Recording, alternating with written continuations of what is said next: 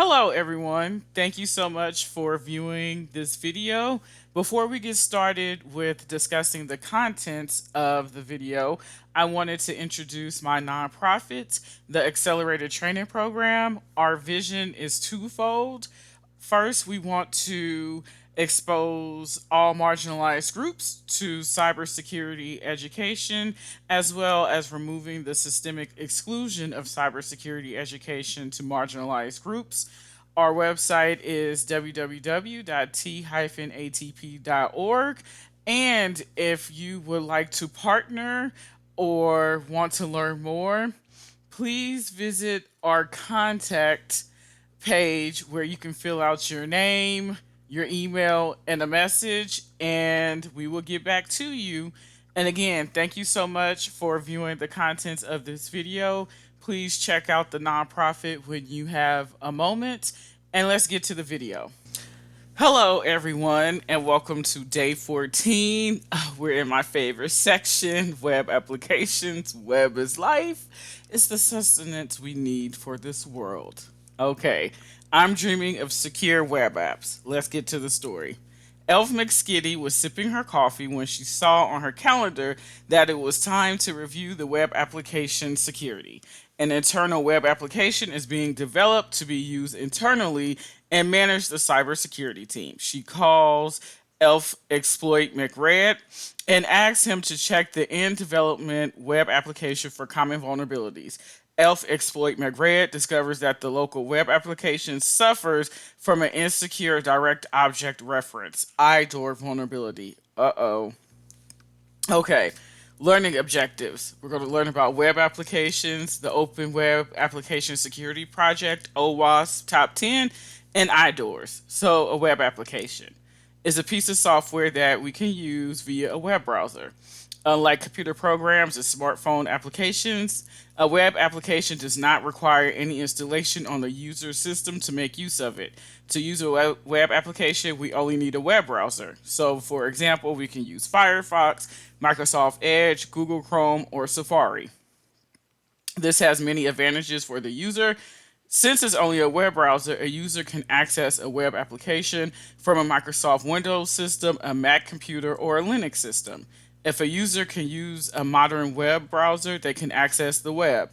They will be able to see the same interface and enjoy a very similar experience, even with a different system. They can even access the same web application from a web browser on their smartphone, and their experience will only be affected by the screen size and what it can hold. Okay, so there are many advantages for the software developer. Instead of developing an application for Mac OS, another for Microsoft Windows, and a third for Chrome, they only need to build one app and ensure that it is compatible with the different browsers. So here's some examples of popular web applications. Webmail, such as Tutanota, ProntoMail, StartMail, and Gmail. Online shopping, such as Etsy, Amazon, eBay, and AliExpress. Online baking, such modern banks increasingly allow clients to carry out their banking operations from a web browser. So Bank of America, Wells Fargo, Chase. I will say, when you are doing your online banking, make sure that you see a lock and the lock is closed. So that means that your transaction or your web experience is secure. So, for instance, if you see an open lock, that lets you know your web experience is not secure, and you do not want to do online banking on an insecure web experience. FYI. Online Office Suite. So this, for instance, is Microsoft Office 365, Zoho Mail, and Google Drive. Okay, so as web technologies advance, the number and types of web apps grows. Okay, so a database. So while we're discussing web applications, we need to talk about database systems. Many web applications need to access vast amounts of data. Even the most basic online shopping web application requires saving information about available products, customer details, and purchases. We must find a solution to hold such information and to read from and write to the existing data efficiently. The answer lies in using a database system. There are two popular database models. Relational database, it stores data in tables. The tables can share information. So, an example is we have three tables: products, customer details, and purchases. The purchases table would use information from the products table. Non relational databases, it is any database that does not use tables. It might store the data in documents and graph nodes, among other types. So, a web application needs to constantly query the database, for example, to search for information, add new records, or update existing ones. Access control. So let's consider we're using an online shop as a customer. So after we log in, we want to be able to browse available products and check products, details, and prices. Depending on the online shop, we might be able to add a question or review about the product. However, as a customer, we should not be able to change the price or details. This is due to access control. Access control is a security element that determines who can access certain information and resources. After authentication, which was covered in day 5, access control enforces the appropriate access level. In our online shopping example, a vendor should be able to update the price or description of their products only. However, they should not be able to modify the information related to other vendors. A customer, on the other hand, should be able to view all products but should not be able to alter the data. So, however, due to various programming or design mistakes, access control is sometimes not appropriately imposed. Now, web application vulnerabilities. OWASP was established to improve software security. The OWASP Top 10 list aims to raise awareness regarding common security issues that plague web apps. The list will help develop. This list will help software developers avoid common mistakes to build more secure products. Other users, such as penetration testers and bug bounty hunters, can use this list to serve their purposes. IDORS refers to the situation where a user can manipulate the input to bypass authorization due to poor access control. IDOR was the fourth on the OWASP Top 10 list in 2013 before it was published under Broken Access Control in 2017. So, we're going to learn a little bit more about IDOR with the example below. Let's suppose we're user of an ID 132. So, we see here SantaGift.shop account user ID 132. So, that's us. However, let's just say we change the user ID from 132 to 101. Now we see we are on McSkitty profile. Username McSkitty, display name Elf McSkitty, title CISO. So, an IDOR vulnerability will allow us to view unauthorized pages. We should not be able to view McSkitty's profile. We are logged in as ID 132 and we change that to 101. We should only be allowed to look at the profile of ID 132. Now, consider the example where requesting an invoice generates a link similar to this. We have a invoice ID of 115. So, to test for this vulnerability, let's change the number to 114. And we see that we're looking at the invoice for 114, even though we should not have authorized access to this because we should only see the invoice ID of 115. The impact of an IDOR vulnerability might let you reset the password of another user. For instance, after logging in, a malicious user might start with the URL to change their password and replace their username with that of another user. For example, the attacker would replace their username Yeti here with another valid username and attempt to change their password, shown here. The impact of an IDOR can be high.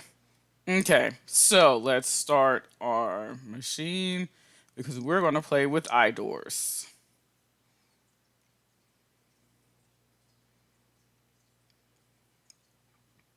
Okay.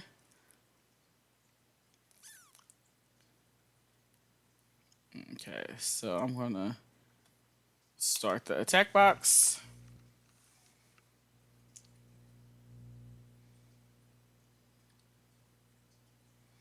Okay, so that's opening.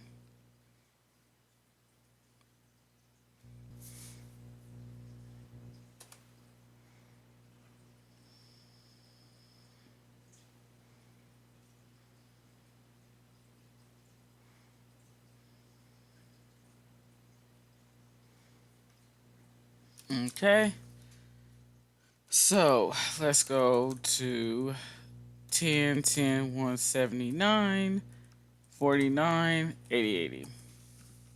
Okay, so we're going to log in as McSkitty and dev test. That's too many words, too many letters. Okay.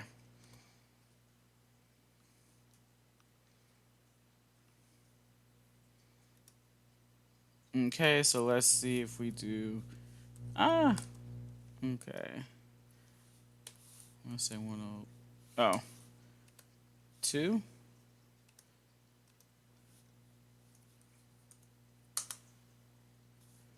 Okay, that wasn't.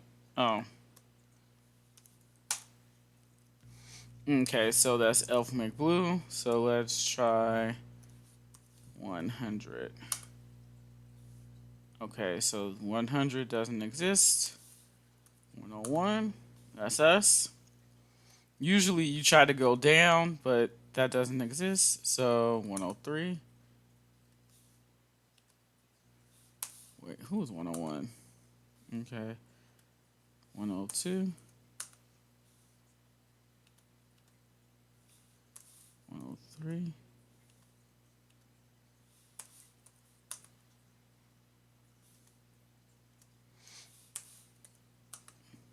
Okay, so what we're doing, we're enumerating the user IDs here. So his office number is 134. Okay. Not only profile pages, but also stored images are vulnerable. Start with the URL of a valid profile image. So let me see if I inspect element.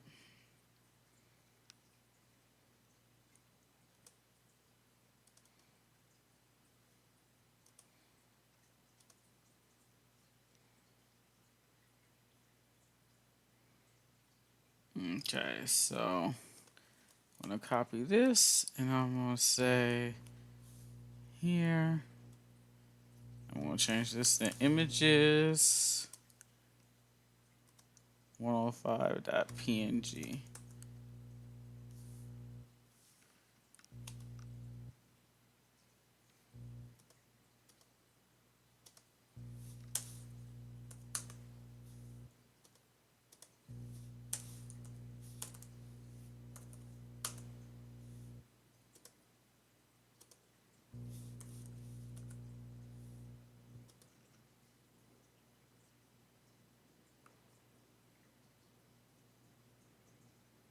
Okay, what is the hidden flag?